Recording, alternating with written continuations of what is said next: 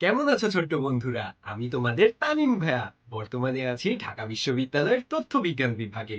মনে আছে তো গত ক্লাসে আমরা কি কি পড়েছিলাম? আমরা নিজের পরিচয় দিতে শিখেছিলাম, আমাদের বন্ধুদের সাথে কিভাবে কথা বলতে হয় তাও জেনেছিলাম, এবং অনেক অনেক ছবি এঁকেছিলাম, রং করেছিলাম। আর আজকেও আমরা অনেক অনেক ছবি আঁকবো, রং করব, একটা ছড়া পড়বো, আর একটা গল্প শোনার মাধ্যমে আমাদের ক্লাসটা শেষ করব।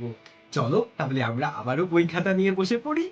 চলো আজকে আমরা পার্ট 6 এর মাধ্যমে শুরু করব। পার্ট 6 এর নাম আমরা কি কি করি।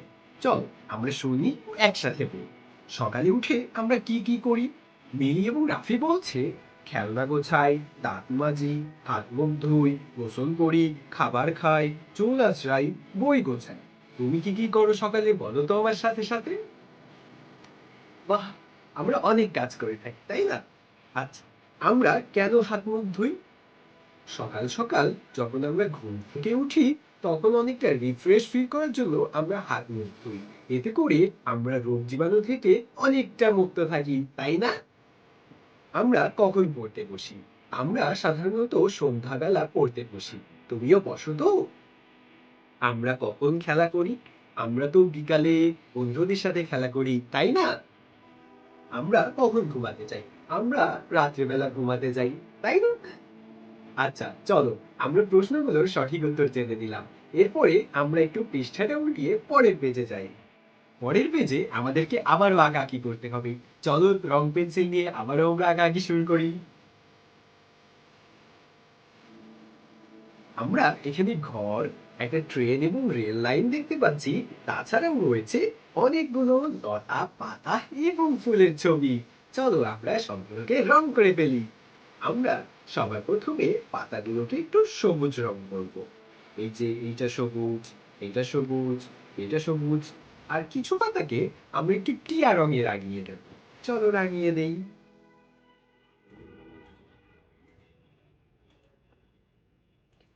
আমরা ঘরগুলোকে একটু লাল রঙের ছাদ দিই, কি বল?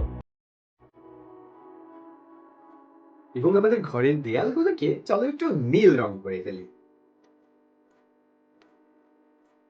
বাহ, আমার ছবিটা তো বেশ সুন্দর লাগছে।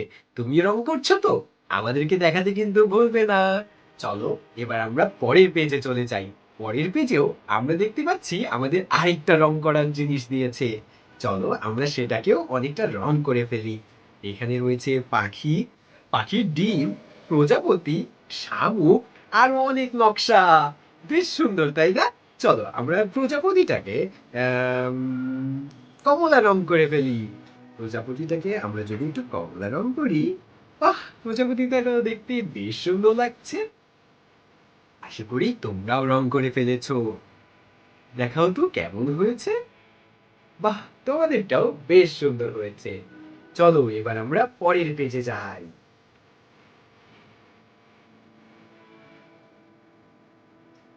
পরের পেজে কিন্তু আমাদের জন্য বিশেষ একটি চমক আছে, কেননা পরের পেজে আছে একটি ছড়া। চলো আমরা একসাথে ছড়াটা বলি। আতা গাছে তোতা পাখি, ডালিম গাছে মৌ, এত ডাকি তবু কথা কও না কেন বউ। অনেক মজার ছড়া তাই না? চলো আমরা আরো একবার বলি। আতা গাছে তোতা পাখি, ডালিম গাছে মৌ, এত ডাকি তবু কথা কও না কেন বউ। আচ্ছা, এরপরে আমরা চলো ছবি দেখি এবং নাম বলি একসাথে, ঠিক আছে? আমরা সবার প্রথমে একটা আতা ফল দেখতে পাচ্ছি। এরপরে দেখতে পাচ্ছি একটা টগর ফুল, এবং দেখতে পাচ্ছি আমাদের জাতীয় পাখি দোয়েল পাখি। বাহ, তোমরা তো সবগুলোকে চিনে গেলে, তাই না? চলো এরপরে আমাদের বলা আছে নিজের জানা একটি ছড়া বলি। তুমি কি কোনো ছড়া জানো? বলো তো শুনি। বাহ, বেশ সুন্দর হয়েছে। ঠিক আছে, এবার আমরা পরের পৃষ্ঠায় যাই। পরের পৃষ্ঠায় আমাদের জন্য আরো ভালো একটি গল্প অপেক্ষা করছে। চলো আমরা একটা গল্প শুনি এবং আজকের ক্লাসটা শেষ করি। এক দেশে ছিল এক রাখাল। সে মাঠে গরু চড়াতো, আর বাঁশি বাজাতো। তো তবু তার সময় কাটতো। একদিন সে মজা করতো। সে গাছের আড়ালে লুকালো। তারপর বলল, বাঘ এসেছে, বাঘ এসেছে। গ্রামবাসী দৌড়ে এলো। তাদের বোকা বানিয়ে সে খুব মজা পেল, কারণ সেখানে কোনো বাঘ আসেনি। এরকম সে অনেক দিন করল, অনেকটা দুষ্টামি করেছে। নিশ্চয়ই রাখালটা একটি দুষ্টু ছেলে ছিল। গ্রামবাসী তার উপর খুব রাগ করলো। একদিন সত্যি বাঘ এলো। রাখাল চিৎকার করলো, বাঘ বাঘ বাঘ। এবার আর কেউ এলো না। বাঘ রাখালকে ধরে নিয়ে গেল। রাখালকে আর খুঁজে পেল না।